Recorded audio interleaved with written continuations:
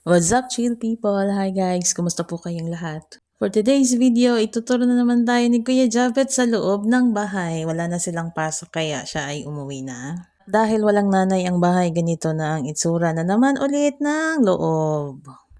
Ang ugtas ang magulang hindi hamak gid ba? Video na sa mga ugot ginawa ya.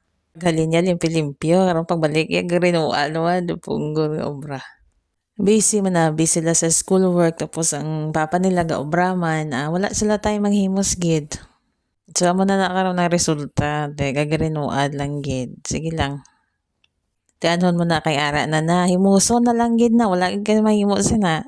Kay wala man ta didto, di wala ta gid kansen ni. Basta lang kita sa tulok sa ni.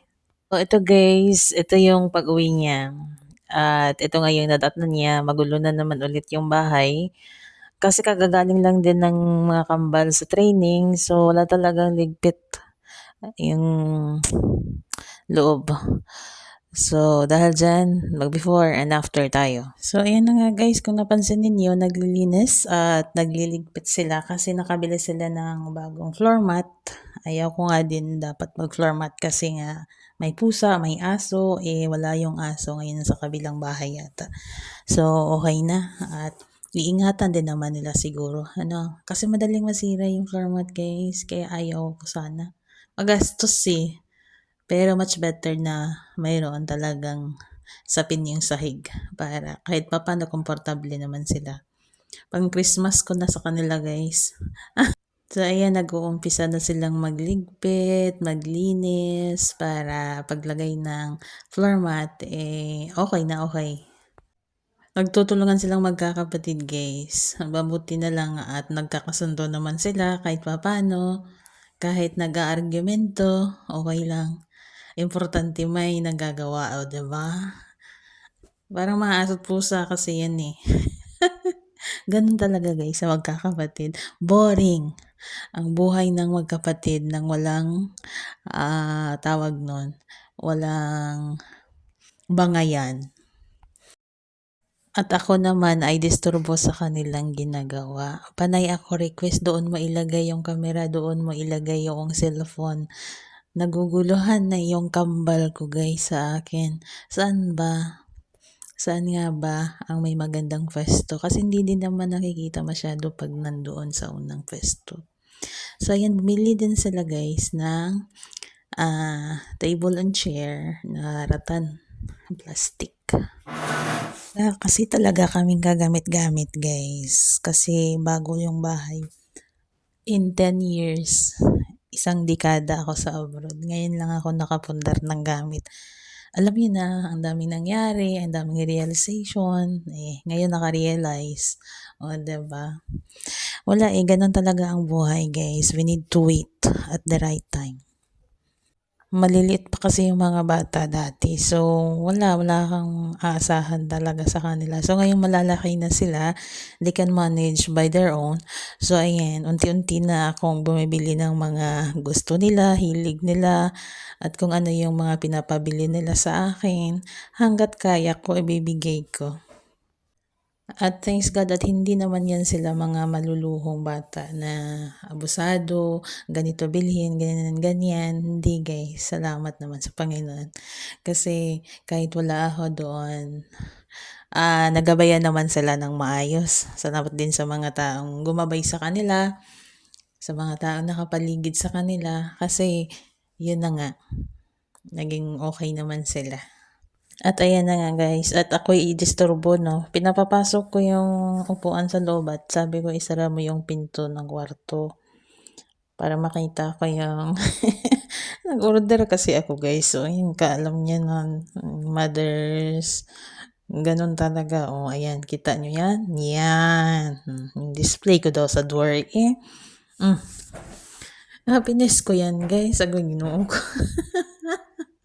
Pinalipat ko na naman yung cellphone kasi nga gusto ko makita si kuya na nagtatrabaho.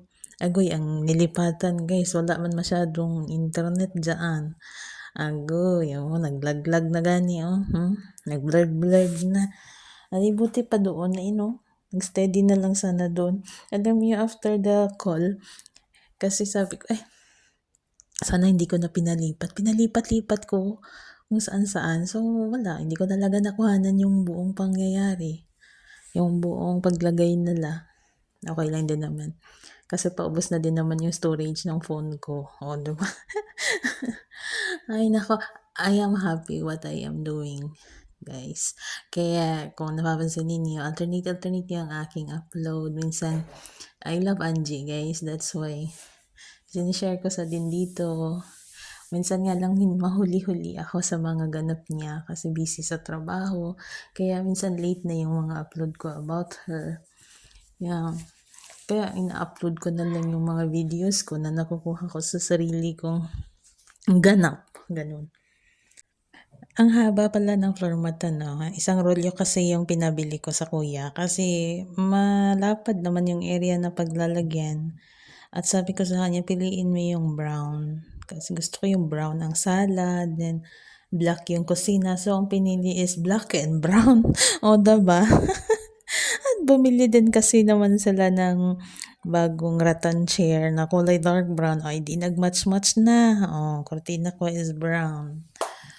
So, this is it guys. Blurred na tayo guys. So, kasi ayan, resulta yan ng palipat-lipat ng tawagan.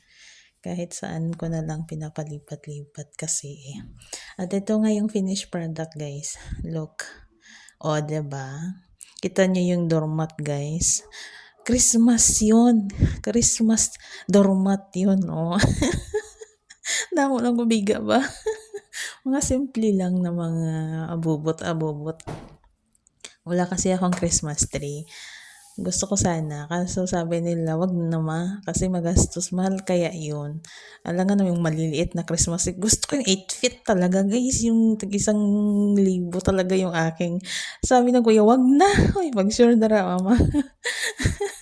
Hindi kasi yung inner child mo na kagustuhan noon. Parang gusto mong bilhin ngayon na nakakaginhawa-ginhawa at nakaka-afford ka na.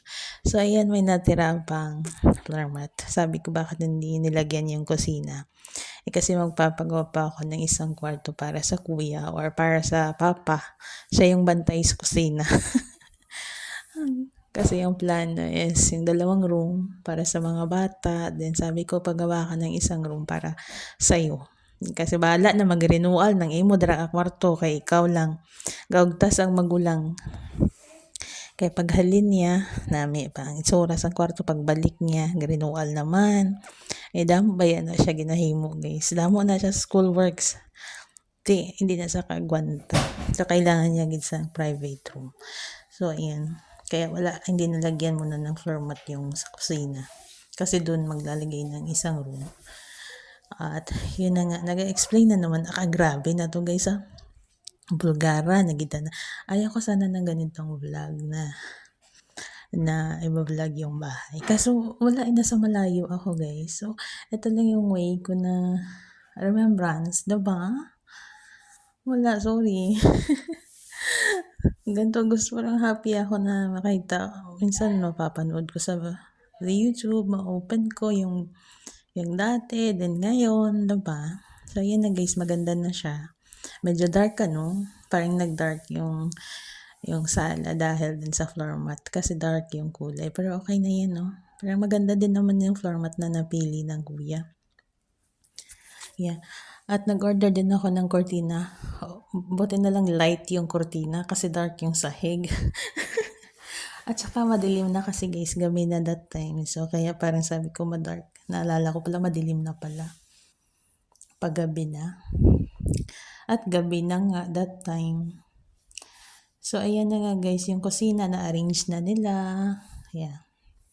Mabili din ako ng adhesive kasi ayoko pa magpalagay ng tiles kasi alert pa dyan sa ating location guys. Hindi muna tayo masyadong magpapaganda-paganda. Ayan, mga simpleng paganda-paganda lang to make them comfortable. So ayan, kita nyo yung bedsheet. Ayan, resulta ng aking pagpasok bilang affiliate sa Shopee guys. Imbis na ako ang mambudol, ako man yung mga nabudol. Uy, naun sa man tao ni, uy, but na lang gid, ginoo ko lang gid. Imbis nga ako yung magbaligya, ako naman to. Ako naman gabakal sa akong ginabaligya. Ay, Karadlawan. So, ayan guys. So, namili din si kuya. Nag-additional siya ng kanyang decoration sa labas. Sa loob, wala ng decoration. Sa labas na lahat Ayan, nagtaka yung isa kasi meron siyang nilagay si kuya niya dyan sa bintana. Bakit hindi daw gumagana? Agoy, bago pa naman yan. Kanina lang nila binili. So, ayan na nga guys. And it's dark na. Diba? Ano yun?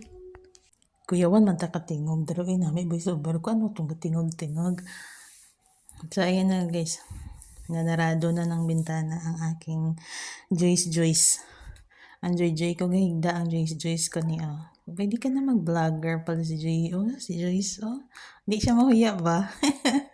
Hindi siya maghuya. Tanaya. Gising ko na, gana-record kanina. Kahit na sila doon maghuya. Mahuya lang sila, mag-istorya. Pero sa video. Ayan, antok na. Good night, guys. Bye. Thank you for watching.